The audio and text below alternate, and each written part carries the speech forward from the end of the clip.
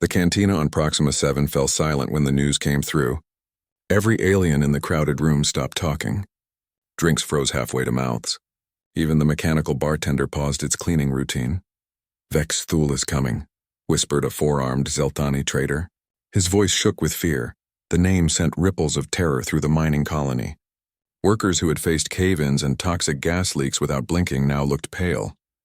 Mothers pulled their children closer. Hardened criminals who feared nothing in the galaxy suddenly found reasons to leave the planet. Vexthul was not just any bounty hunter. It was the apex predator of the cosmos. For 300 years, no being had escaped once the tracker picked up their scent. The creature from Kepler-9 stood 12 feet tall with obsidian black skin that seemed to absorb light. 6 red eyes burned like hot coals in its skull. Its hands ended in claws that could slice through steel armor like paper. But the truly terrifying thing about Vexthul was not its size or strength. It was the patience, the relentless, never-ending hunt that followed its prey across star systems and through hyperspace jumps.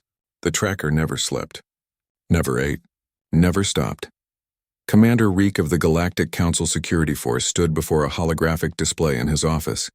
The blue light cast shadows on his reptilian features as he reviewed the latest reports. 3 high-value targets had been captured in the past month, all by the same hunter. The Zelthari warlord Gixron, he read aloud to his assistant, wanted for the destruction of 12 mining stations and the deaths of 30,000 civilians. Location of capture, the Vega Nebula. Time from assignment to capture, 18 standard hours. His assistant, a nervous insectoid creature named Click, buzzed anxiously. 18 hours across 7 light years. How does it move so fast? Reek continued reading. The rogue AI designated Prometheus 7, wanted for taking control of 3 battlecruisers and threatening core world populations. Captured while attempting to download itself into a quantum computer network on Titan Station. Time from assignment 43 hours and the third target? Click asked, though his mandibles clicked with dread. The psychic parasite known as the Whisper. It had infected the minds of an entire colony ship, controlling 8,000 people like puppets. Vexthul tracked it through hyperspace and cornered it in an asteroid field near the Horsehead Nebula. The parasite tried to take control of the tracker's mind. Click's compound eyes widened. What happened? Reek looked up from the display with something that might have been a smile on another species. Vexthul has no conventional nervous system.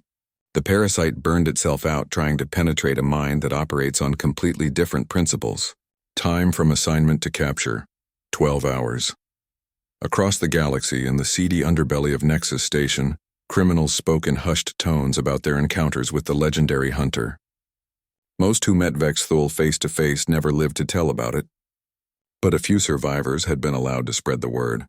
Terror was, after all, an excellent tool for preventing crime. "I saw those eyes in my dreams for months," said a scarred Beltarian smuggler. He clutched his drink with shaking hands. 6 red dots in the darkness, never blinking. "It found me on Kepler-452b. I had changed my identity, altered my biosignature, even had my DNA modified. Didn't matter. The tracker knew exactly where I was hiding." A Draxian pirate nodded grimly. "My cousin tried to run from it 2 years ago. Stole a prototype cloaking device from a military research station. Thought he was invisible." Vexthul followed his ship for 3 weeks, staying just close enough to let him know he was being hunted. "My cousin went insane from the stress. When they finally met face to face, he was begging for capture." "At least your cousin survived," muttered a third criminal. "My old partner thought he could hide in a black hole's event horizon using a quantum phase shifter." Vexthul followed him in. Only 1 ship came back out. The legends grew with each telling. Some said Vexthul could smell fear from 3 star systems away. Others claimed it could track someone by the unique pattern of their thoughts. A few insisted it could see through time itself, watching its prey's future movements like a chess master planning 20 moves ahead. On the water world of Aquatica Prime, a council historian named Dr. Yellen studied the tracker's origins. She had spent decades researching the mysterious species from Kepler-9. Her findings painted a picture of beings evolved for one purpose: the eye, hunt. The Kethamari were not always hunters for hire, she explained to her research team. Their homeworld was once a paradise covered in crystal forests and singing rivers, but it was also home to massive predators, creatures the size of starships that could phase in and out of normal space. Her assistant, a young Terran named Marcus, looked puzzled. How did anything survive on a world like that? Dr. Yellen pulled up holographic images of ancient Kethmari cave paintings. They became perfect predators themselves. Their senses evolved to track prey across dimensional barriers. Their minds developed patience beyond any normal biological need. They could wait for decades for the perfect moment to strike. What happened to their world? Marcus asked. The historian's expression darkened. War. An invasive species called the Devourers found Kepler-9 about 400 years ago. The Kethmari fought them for a century, but the Devourers consumed everything living. Crystal forests became ash. Singing rivers dried up. Of billions of Kethmari, only a few thousand survived, and Vexthul was a guardian of the sacred sites before the war. After the defeat, it became a tracker. Some say it hunts criminals as penance for failing to protect its own world. Others believe it seeks death in battle, but is too skilled to find it. Back in his office, Commander Reek prepared the most important assignment of his career. The holographic display showed a new case file marked with the highest security clearance. The bounty was unlike anything the Council had ever authorized. Enough credits to purchase a small moon. The target was listed as Human Female, designation Park Hana, age 18 standard years, from planet Earth. The charges read like a nightmare. Theft of classified terraforming technology, conspiracy against the Galactic Council, and possession of weapons-grade quantum encryption. But what made Reek's blood run cold was not the charges. It was the note attached to the file. This technology could terraform dead worlds into gardens. In the wrong hands, it could also turn living worlds into graveyards. Recovery is essential. Elimination of witness authorized if necessary.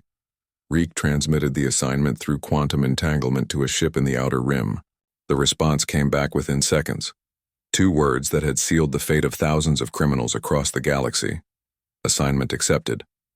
Somewhere in the cold depths of space, aboard a ship called the Silent Death, 6 red eyes opened in the darkness. Vexthul studied the holographic file of its new prey, a young human from a species barely known to the galactic community. The tracker's database contained little information about humans except their recent entry into interstellar commerce and their home system's location in a distant spiral arm. This would be interesting. Vexthul had never hunted a human before. It wondered what new challenges this young species might present.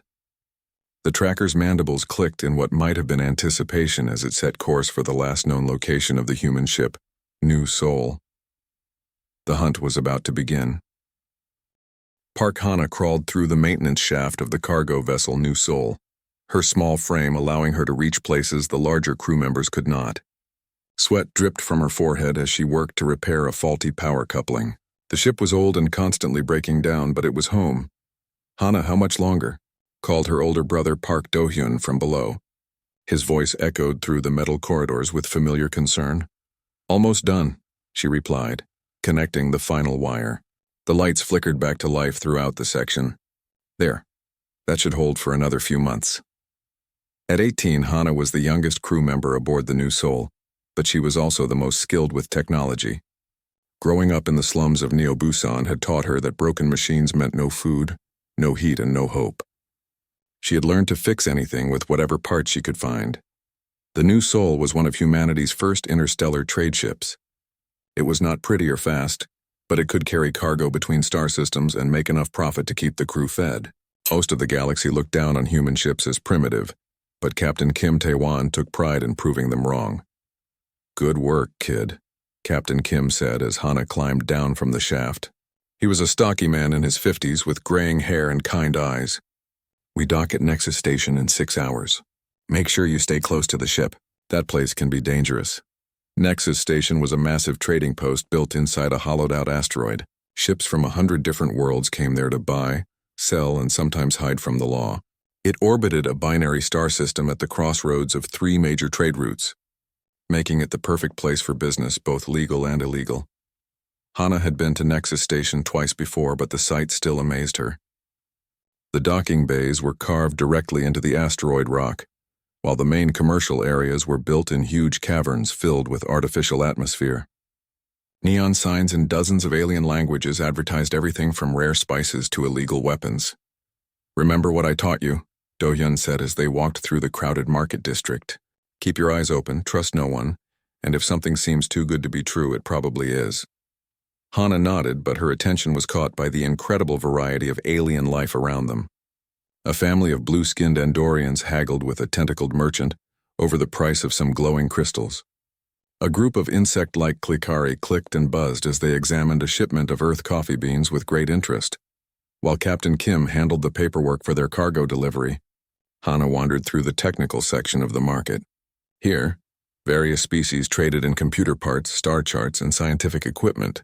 Her sharp eyes spotted several pieces that could help improve the new Soul's aging systems. "You know good tech when you see it," said a voice behind her. Hana turned to see a tall, thin alien with pale green skin and large black eyes. Its species was unfamiliar to her, but it wore the white coat of a scientist or researcher. "I work on ships," Hana replied carefully. "You learn to recognize quality parts." The alien looked around nervously as if checking for someone following it. "I'm Dr. Kethval. I worked for Nexus Research Corporation until today. I need your help." "I do not know you," Hana said, starting to back away. "I cannot help with anything illegal. Please wait." Dr. Kethval reached into its coat and pulled out a small data pad. "This is not about crime. This is about genocide." The word made Hana freeze. She had learned about the great genocides of human history in school. The thought that such things still happened in the advanced galactic community horrified her. "What do you mean?" she asked. Dr. Kethval glanced around again, then moved closer. "My research team discovered something terrible. Nexus Corporation has been developing terraforming technology in secret. Not just any terraforming, but rapid atmospheric conversion that can change a world's environment in months instead of centuries." "That sounds like a good thing," Hana said, confused. "It would be if they planned to use it on dead worlds, but they do not." The alien's voice dropped to a whisper. "They plan to use it on living worlds, worlds with native populations. The atmospheric conversion will kill every living thing on those planets in order to make them suitable for other species." Hana felt sick. "That is murder on a planetary scale." "Exactly. And I have proof." Dr. Kethval held up the data pad. Star charts showing their target worlds. Technical specifications for the terraforming weapons. Financial records showing who is paying for this project. Everything needed to stop them. Before Hana could respond, the sound of running footsteps echoed through the market. 3 heavily armed security guards in corporate uniforms were pushing through the crowd, scanning faces with handheld devices. "They found me," Dr. Kethval gasped. "I tried to report this to station security, but the corporation owns them. They will kill me to protect their secret." The alien grabbed Hana's hand and pressed the data pad into her palm. "Please, you are human. Your species is new to the galaxy. Maybe you are not corrupted yet by greed and power. Take this information and find someone who can stop them." "I cannot," Hana protested. "I am just a ship mechanic." "I do not know anyone important." "Then learn. Find a way." Dr. Kethval looked directly into her eyes. "They plan to start with 12 worlds, billions of innocent lives.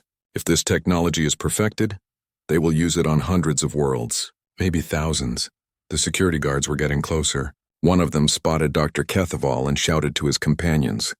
Energy weapons appeared in their hands. "Go," the alien scientist said. "I will try to delay them. But whatever you do, do not let them find that data pad. The quantum encryption will protect the information, but only for 72 hours. After that, it will delete itself to prevent capture." Hana wanted to help, but Dr. Kethval pushed her away. "Go find Captain Kim. Get off this station." She ran through the crowd as energy blasts lit up the market behind her. Screams and shouts filled the air as panicked aliens dove for cover. Hana clutched the data pad against her chest and tried to reach the docking bays where the new Soul waited. But when she arrived at their assigned dock, Captain Kim was arguing with station officials. 2 more corporate security teams had surrounded their ship. "What do you mean we cannot leave?" Kim demanded. "Our cargo delivery is complete. Our docking fees are paid." "New regulations," replied the station commander, a corrupt-looking humanoid with too many teeth. "All ships must be inspected before departure. Could take several days." Hana realized this was not a coincidence. Somehow they knew Dr. Kethval had given her the data pad. She looked around desperately and spotted her brother Do-hyun near the ship's loading ramp. She caught his eye and made subtle hand signals they had learned as children living on the streets. Do-hyun understood immediately. Danger. Hidden enemies. Need to escape. He casually walked over to where Captain Kim was arguing and whispered something in his ear. Kim's expression changed from anger to alarm. He nodded once and began walking toward Hana while continuing to argue loudly with the officials. "I want to speak to your supervisor," Kim shouted. "This is harassment of legitimate traders." As he passed Hana, he whispered without looking at her. "Emergency departure. Get to the ship now." What happened next was organized chaos. Do-hyun triggered the ship's automated loading systems, creating confusion as cargo containers moved around the dock. Other crew members began the pre-flight sequence while pretending to secure cargo for the inspection. Hana slipped aboard the new Soul through a maintenance hatch she had used many times before. Within minutes, the rest of the crew followed. Captain Kim was the last to board, still arguing with the officials to maintain the pretense. "Launch," he ordered as soon as the airlock sealed. "But, Captain," protested their navigator Lee Soo-young, "we do not have clearance to depart. Launch now, or we will never leave alive," Kim replied grimly. The new Soul's engines roared to life. Station security began shouting over the communication system, demanding they power down and submit to boarding. Energy weapons began charging on the station's defensive platforms. "What did you get us into, Hana?" Do-hyun asked as alarms blared throughout the ship. Hana looked at the datapad in her hands. Whatever information Dr. Kethaval had given her was important enough to kill for. Important enough that a major corporation was willing to risk attacking a human ship at a neutral trading station. "I think I just became the most wanted person in the galaxy," she said quietly. The new Soul jumped to hyperspace just as the first energy blasts reached their former position. They were safe for now, but Hana knew this was only the beginning. Someone would come after them. Someone would want the information she now carried. She just had no idea that the hunter already on their trail was the most feared predator in known space. The silent death emerged from hyperspace at the edge of the Nexus station system. Vexthul stood motionless in the center of its ship's bridge, 6 red eyes studying the tactical display. The hunter's obsidian skin seemed to absorb the blue light from the control panels, making it appear like a living shadow. The tracker's ship was a masterpiece of predatory design. Every surface was covered in sensors that could detect heat signatures from 3 light-years away. The hull contained quantum scanners that could analyze molecular traces left in hyperspace. Most terrifying of all were the neural processors that could predict the behavior patterns of fleeing prey with frightening accuracy. "Beginning analysis," Vexthul said to itself. Its voice was like grinding metal mixed with the whisper of wind through a graveyard. The hunter moved to the primary sensor station and began its methodical work. First, it studied the security recordings from Nexus Station. The files had been partially deleted by corporate interests, but Vexthul's equipment could recover data from quantum echoes in the computer systems. The hunter watched holographic replays of the events in the market district. It saw the human female receive something from the dying scientist. It observed her escape route through the panicked crowd. Most importantly, it analyzed her movement patterns and decision-making process. "Interesting," Vexthul murmured. The human did not run in panic like most prey. She moved with purpose, using the crowd for cover while maintaining a direct path to her ship. "This one thinks clearly under pressure." Next, the tracker examined the new Soul's departure from the station. The human ship had been surrounded by security forces, yet somehow they had escaped without firing a single shot. Vexthul replayed the sequence multiple times, noting how the crew worked together to create distractions and confusion. Coordinated teamwork, rapid adaptation to changing circumstances. They function as a pack. The hunter made notes in its mental database. Most species either fought their way out with violence or surrendered when cornered. These humans had found a third option. Vexthul activated the ship's quantum trail analyzer. The device could follow the unique signature left by a ship's hyperspace drive like a bloodhound following a scent. The new Soul's signature appeared as a glowing line of particles stretching across star systems. Course plotted for the Kepler-442 system. The tracker observed. Standard evasion pattern. They seek to lose pursuit in the asteroid fields. The silent death turned toward the hyperspace trail and accelerated. Vexthul had hunted prey through asteroid fields before. The rocks provided cover, but they also created sensor shadows that could hide a hunter as easily as the hunted. Meanwhile, aboard the New Soul, the crew was struggling with their new reality as fugitives. Captain Kim paced the bridge while his officers tried to make sense of what had happened. "Explain to me again why half the galaxy wants to kill us," said Lee Soo-young from the navigation console.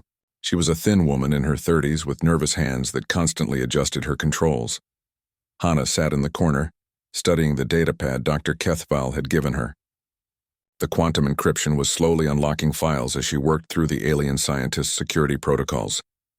"Because we have evidence of planned genocide," Hana replied without looking up. "This terraforming technology is not meant to create new colonies. It is meant to destroy existing ones." Minsik, the ship's engineer, laughed bitterly. "Genocide. Great. We went from cargo haulers to enemies of the state in one afternoon." He was a large man who usually kept the engines running through pure stubbornness and creative cursing. Now he just looked tired. "We could dump the datapad and run," suggested Lee Soo-young. "Find some frontier world and disappear. And let billions of people die?" Do-hyun shook his head. "My sister is right. We have to find someone who can stop this." Captain Kim stopped pacing and looked at his crew. These people were family to him. He had recruited most of them from the same slums where he had grown up. They trusted him to keep them safe, and now he had led them into the most dangerous situation of their lives. "The question is not whether we run," Kim said finally. "The question is who we can trust with this information. The corporations have agents everywhere. Even the Galactic Council might be compromised." Hana finally looked up from the datapad. "I have been reading through the files." Dr. Kethval was very thorough. "The conspiracy involves 12 major corporations, 53 colonial governments, and at least 40 council representatives." The bridge fell silent as the enormity of the situation sank in. They were not just running from corporate security forces. They were up against a conspiracy that reached the highest levels of galactic government. "There has to be someone clean," Do-hyun said desperately. "Someone who is not bought and paid for by these criminals." "Maybe," Hana replied. "But finding them will take time. And I do not think we have much time left." She was right. 3 hours later, the ship's long-range sensors detected a contact following their hyperspace trail. The signature was unlike anything in their database. The pursuing ship was fast, stealthy, and clearly built for hunting. "Contact bearing 270 Mark 15, reported Lee Soo-young. "Range 4 light hours and closing." Captain Kim studied the sensor display with growing alarm. "That is not a corporate security vessel. The power signature is too high. The sensor profile is too advanced." Minsik ran a quick analysis of the contact's capabilities. What he found made his face go pale. "Captain, this ship is military-grade or better. Whoever is chasing us has resources that make corporate security look like children with toy weapons." Hana felt ice in her stomach. She had hoped they would have more time before the real hunters arrived. "How long before it catches us?" "At current speeds, maybe 6 hours," Lee Soo-young calculated. "But if it has military drives, it could be much faster than our sensors indicate." "Then we run," Kim decided. "Change course for the Vega Nebula. The particle storms might mask our trail." But as the New Soul turned toward the nebula, their pursuer matched the course change perfectly. Whatever was following them was not fooled by evasive maneuvers. "It is still there," Soo-young reported an hour later. "Same bearing, same distance. Like it is toying with us." Hana had spent the time researching their pursuer. The ship's signature was not in any civilian database, but she had found references in old military files. Her discoveries were not encouraging. "I think I know what is chasing us," she said quietly. "This ship matches the profile of something called the Silent Death. It belongs to a bounty hunter named Vexthul." The name meant nothing to the human crew, but Hana had found enough references to paint a terrifying picture. Every species in the galaxy feared this hunter. Its success rate was perfect. No one had ever escaped once Vexthul picked up their trail. "A bounty hunter?" Captain Kim asked. "That means someone put a price on our heads." "Not just any bounty hunter," Hana corrected. "The bounty hunter. The most feared predator in known space. It has been hunting criminals for 300 years and has never failed to catch its prey." The bridge fell silent again. They had gone from corporate security to galactic conspiracy to being hunted by a legendary killer. The situation seemed hopeless. "What do we do?" whispered Minsik. Hana looked at the datapad containing the evidence of planned genocide. Billions of lives depended on this information reaching the right people. She thought about Dr. Kethaval, who had died trying to expose the truth. She thought about all the innocent people on the worlds targeted for terraforming. "We run," she said with more confidence than she felt. "We run and we learn everything we can about our hunter. Because if we are going to survive long enough to stop this genocide, we need to understand what we are facing." Behind them in the darkness of space, 6 red eyes watched their every move. Vexthul had studied the humans' course changes and evasion attempts. The prey was learning, adapting, thinking. This made them more dangerous than the usual criminals, but also more interesting. The hunter made a decision. Instead of closing in for a quick capture, it would let the chase continue. It would learn about these humans and their capabilities. It would study their pack behavior and problem-solving skills. And when the time came for the final confrontation, Vexthul would be ready for whatever surprises they might have. The chase had only just begun. The chase had lasted for 6 days across 3 star systems. The new soul jumped from one hiding place to another, but their hunter followed like a shadow that never disappeared. The crew was exhausted running on stimulants and fear. Hana barely slept anymore. She spent every waking moment studying everything she could find about Vexthul and its species. The ship's computer had limited access to galactic databases, but she used her technical skills to slice into abandoned research stations and forgotten archives. "Found something else," she announced to the crew gathered in the mess hall. Dark circles under her eyes showed how little rest she had gotten. The Kethmari were not always hunters. Before their world was destroyed, they were guardians. Captain Kim looked up from his cold coffee. Guardians of what? Sacred sites. Ancient ruins left by an even older civilization. The Kethmari believed it was their duty to protect these places from harm. Hana pulled up a holographic display showing images from archaeological surveys. "Look at this." Their entire culture was built around protection and preservation. Do-Yun studied the images with interest. "What changed them into hunters?"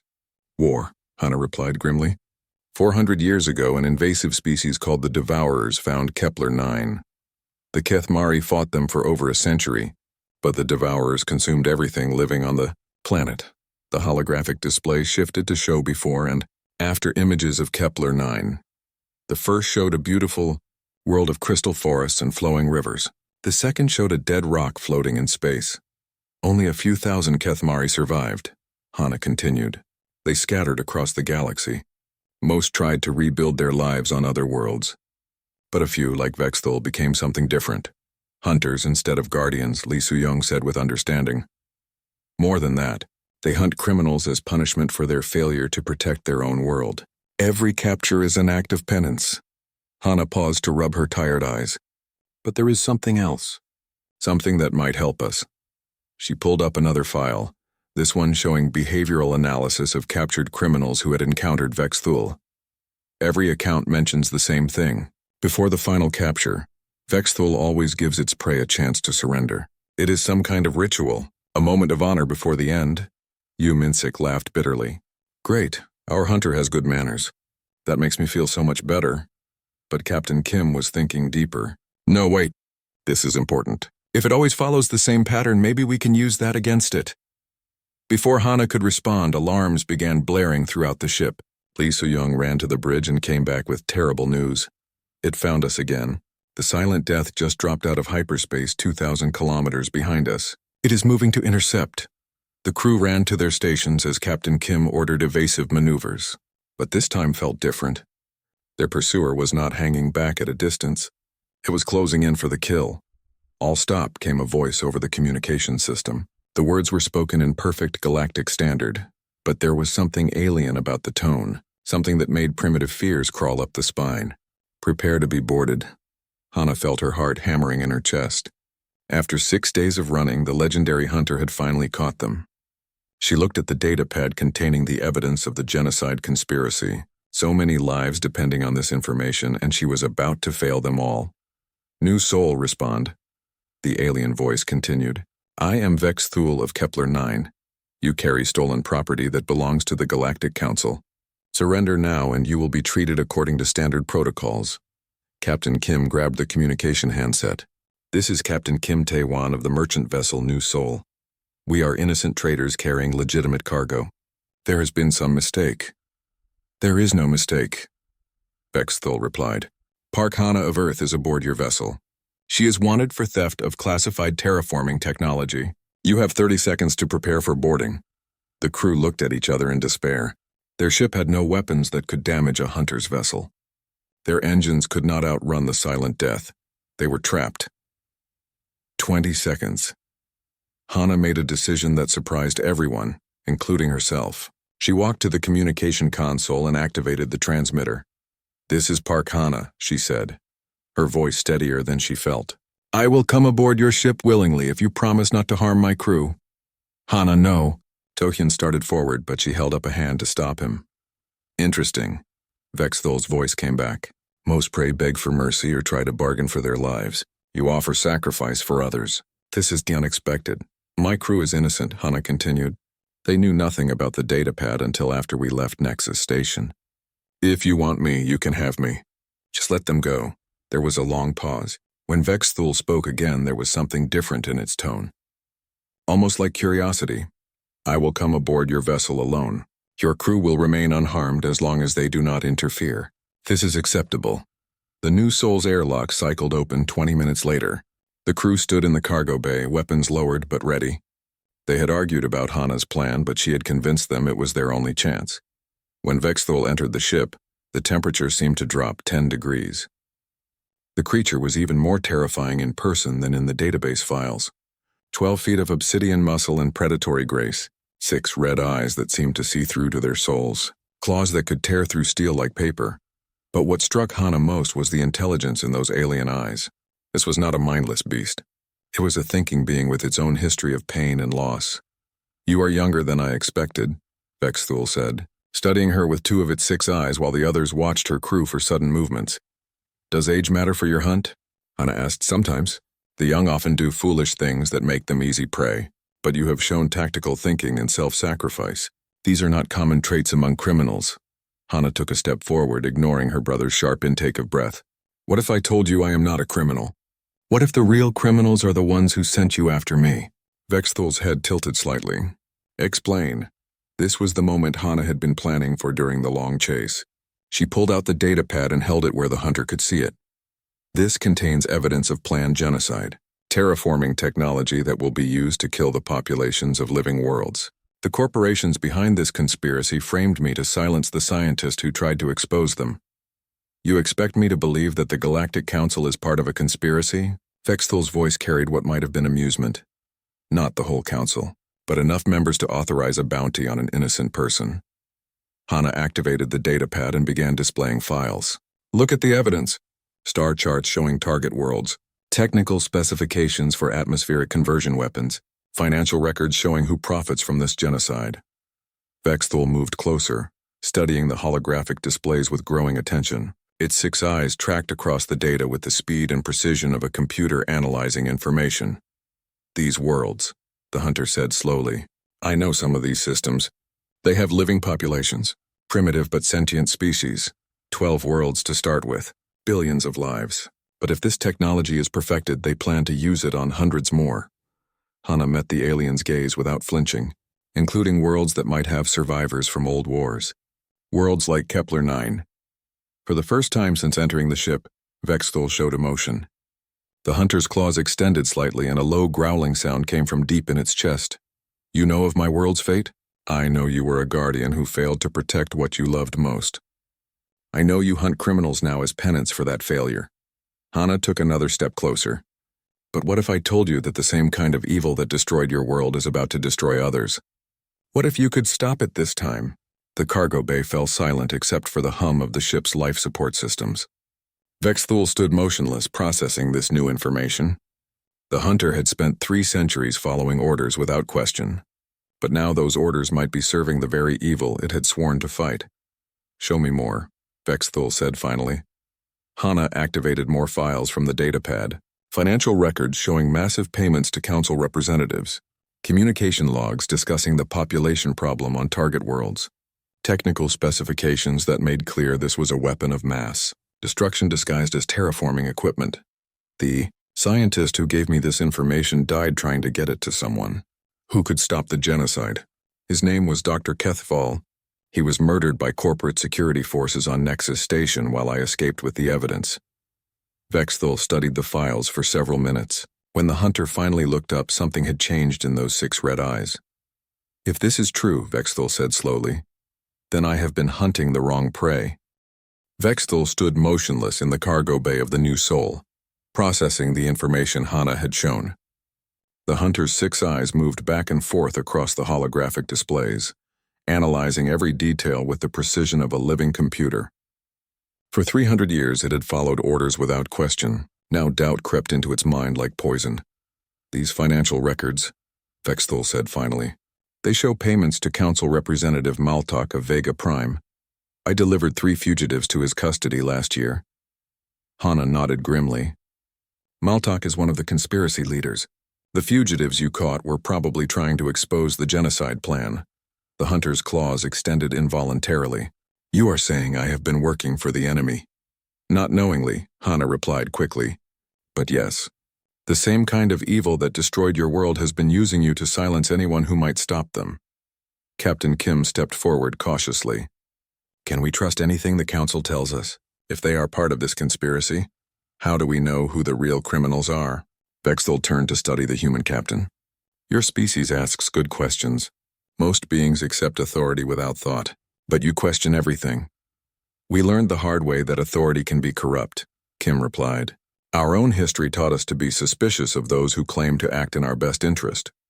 The hunter moved to the data pad and began accessing deeper files. Its movements were precise and economical, like a surgeon operating on a patient. What it found in the hidden directories made its alien features twist with something that might have been rage. Kepler-9, Vexthul whispered. They list my homeworld as a terraforming candidate. Hana felt her heart skip. What? The corporation believes my world can be restored to its former beauty. They have detailed plans for atmospheric reconstruction and ecosystem rebuilding. The hunter's voice became dangerously quiet. They do not know that survivors still live there. Do-hyun stepped closer to read the files over Vexthul's shoulder. How many survivors? Perhaps 2,000 scattered across the planet's remaining habitable zones. We live in deep caves and underground cities. We survive on what little remains of our world's life. Vexthul's 6 eyes blazed with fury. If they use their terraforming weapons, they will kill every last one of us. The cargo bay fell silent as the full horror of the situation became clear. The conspiracy was not just planning genocide against primitive worlds. They were planning to finish the job that the Devourers had started centuries ago. Now you understand, Hana said softly. This is not about profit or territory. This is about the complete destruction of any species that stands in their way. Alarms suddenly began blaring throughout the ship. Lee Soo-young's voice came over the communication system from the bridge. Captain, we have multiple contacts dropping out of hyperspace. Corporate battle cruisers, at least 6 of them. Vexthul moved to the nearest viewport and looked out at the approaching ships. They followed my ship's quantum signature. The conspiracy knows I have made contact with you. Captain Kim grabbed the communication handset. This is not good. Those are military-grade vessels. We cannot fight them. The lead corporate ship opened communications. A holographic image appeared in the cargo bay, showing a cold-faced human in an expensive suit. Hana recognized him immediately from the conspiracy files. Director Vance, she said with disgust. Miss Park, the corporate executive replied smoothly. You have caused us considerable trouble. It is time to end this chase. Vexthul stepped into view of the holographic projector. Director Vance's confident expression faltered when he saw the legendary hunter. Vexthul, I trust you have secured the stolen property and eliminated the witnesses as instructed. I have secured nothing, the hunter replied, and I begin to understand who the real criminals are in this situation. Vance's face went pale. You cannot be serious. These people are terrorists. They have stolen classified technology that could destabilize the entire galaxy. The technology they carry proves that you plan genocide against inhabited worlds, Vexthul stated flatly, including my own homeworld of Kepler-9. Your world is dead, Vance snapped, his composure finally breaking. We plan to restore it to its former glory. You should be grateful. Grateful for the murder of my remaining people. The hunter's voice became a low growl that made everyone in the cargo bay take a step back. You would finish what the Devourers started. Vance realized his mistake too late. Now wait, that is not what I meant to say. But Vexthel was no longer listening. The hunter turned to Hana with a look of grim determination. You were correct. I have been hunting the wrong prey. The corporate director tried to regain control of the situation. Vexthel, your contract is with the Galactic Council. If you betray that trust, you will be declared an enemy of the state. I have served the state for 3 centuries, the hunter replied, but I will not serve those who commit the same crimes as the Devourers. Vance's holographic image flickered with anger. Then you will die with the terrorists. All ships open fire. Destroy both vessels.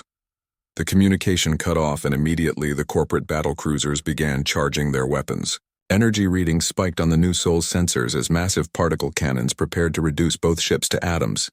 We need to get out of here, Captain Kim shouted. Both ships maximum speed. But before either vessel could move, more alarms sounded. The corporate fleet was using gravity well projectors to prevent hyperspace jumps. They were trapped in normal space with nowhere to run. Vexthel, Hana said desperately. Your ship has weapons. Can you fight them? The hunter studied the tactical situation with professional calm. The Silent Death can destroy perhaps 2 of their ships before being overwhelmed. But there are 6 battlecruisers. The mathematics are unfavorable. Yu Minsik ran into the cargo bay with panic in his eyes. Captain, our engines are overheating. The gravity well is putting too much stress on the hyperspace coils. We will lose power in 10 minutes. The situation seemed hopeless. They were outnumbered, outgunned, and trapped. But Hana's mind was racing, looking for any advantage they might have missed. The stellar graveyard, she said suddenly. Everyone turned to look at her. What? Captain Kim asked. We are near the Horsehead Nebula. There is a stellar graveyard about 2 light hours from here. Neutron stars, black hole remnants, gravitational anomalies. If we can reach it, Vexthel understood immediately. The corporate ships are too large to navigate safely through such hazards. But smaller vessels like ours could use the gravitational fields to mask our signatures. It is incredibly dangerous, Lee Soo-young protested over the communication system. One wrong calculation and we get crushed by tidal forces. Better than being vaporized by particle cannons, Do-hyun pointed out. Captain Kim made the decision. Do it, both ships follow my lead. We make for the stellar graveyard. The New Soul and the Silent Death turned toward the distant nebula as the corporate fleet opened fire. Energy beams sliced through space around them, missing by mere hundreds of meters. The 2 ships accelerated toward the hazardous region, using their smaller size and greater maneuverability to stay ahead of the heavier battlecruisers. They are following us into the graveyard, Vexthel reported from its ship. Director Vance must want that datapad very badly to risk his fleet in such dangerous space. As they entered the stellar graveyard, space itself became a maze of death. Neutron star fragments created crushing gravitational fields. Black hole remnants bent light and space into impossible shapes. Debris from ancient stellar explosions formed clouds of radioactive dust that could strip the hull from a ship. But Hana had studied this region during their long flight. She knew which paths were navigable and which would lead to certain destruction. More importantly, she had a plan that might level the odds against their pursuers. Vexthel, she called over the communication link between ships. I need you to trust me completely. Can you do that? The hunter paused for a moment before answering. You have shown me the truth when I was hunting lies. Yes, Park Hana of Earth, I trust you. Then follow my navigation exactly. We are going to use the gravity wells against them. What followed was the most dangerous game of hide-and-seek in the history of spaceflight. Hana guided both ships through a maze of gravitational anomalies, using her technical knowledge and human intuition to find safe passages that no computer could calculate. The corporate fleet followed, but their larger ships could not match the precision flying required. One by one, they fell behind or were forced to retreat from gravitational fields that threatened to crush their hulls. 2 ships lost to tidal forces, Vexthel reported. 3 more have turned back. Only the flagship continues pursuit. Director Vance's ship was more advanced than the others, equipped with the best navigation systems corporate money could buy. But it was still too large and too slow for the deadly dance Hana was leading them through. There, Hana said, pointing to a sensor reading on her display, a collapsed neutron star with an unstable magnetic field. If we can lure them close enough. She did not need to finish the sentence. Vexthel understood the plan immediately. The 2 smaller ships approached the neutron star remnant. using its massive gravity to slingshot around to the other side. The corporate flagship followed, trying to line up for a killing shot. But as Vance's ship passed the neutron star's magnetic field, Hannah activated a signal she had been preparing. The terraforming data in her pad contained quantum encryption algorithms that could interact with certain types of stellar phenomena. The neutron star's magnetic field suddenly shifted, creating a gravitational pulse that caught the corporate flagship directly. Director Vance had just enough time to scream over the communication channel before his ship was crushed to atoms by forces beyond comprehension. In the sudden silence that followed, only 2 ships remained in the stellar graveyard. The New Soul and the Silent Death drifted in the shadow of dead stars, their crews processing what had just happened. "It is finished," Vexthul said finally. "But this is only the beginning. The conspiracy involves dozens of corporations and government officials. They will send more hunters." Hannah looked at the data pad containing the evidence of planned genocide. "Then we need to find allies, people who will believe the truth and help us stop this." "Where do we start?" Captain Kim asked. Vexthul's 6 eyes glowed with renewed purpose. "We start by returning to the hunt. But this time we hunt the real criminals." 3 weeks after the battle in the stellar graveyard, Hannah stood in the communications center of a hidden rebel base on the ice moon of Titan 7. The past weeks had been a whirlwind of secret meetings, encrypted transmissions, and careful planning. Word of the terraforming conspiracy was spreading through underground networks across the galaxy. "The council session begins in 6 hours," reported Commander Yuki, a former military officer who now led the resistance movement. She was a stocky woman with silver hair and scars from old battles. "Our allies have managed to get 3 clean representatives into the chamber. They will present your evidence." Hannah nodded but felt the weight of uncertainty. "Will 3 votes be enough?" "Not to stop the conspiracy completely," Yuki admitted, "but enough to start an official investigation. Once the evidence becomes public, the corporations will lose their ability to operate in secret." Through the viewport, Hannah could see Vexthul's ship preparing for departure. The hunter had spent the weeks tracking down other members of the conspiracy, gathering additional evidence and eliminating key operatives who posed immediate threats to innocent populations. The alliance between human rebels and the legendary tracker had shocked many species across the galaxy. Vexthul, the creature that had terrorized criminals for centuries, was now working to protect the innocent. It was a transformation that gave hope to those fighting against the conspiracy. "Any word from the Kepler-9 mission?" Hannah asked. Commander Yuki smiled grimly. "Your brother's team successfully evacuated the remaining Kethmari survivors. 2,000 beings who have been hidden on that dead world for 4 centuries are now safe on protected worlds throughout the Outer Rim." The rescue mission had been Do-hyun's idea.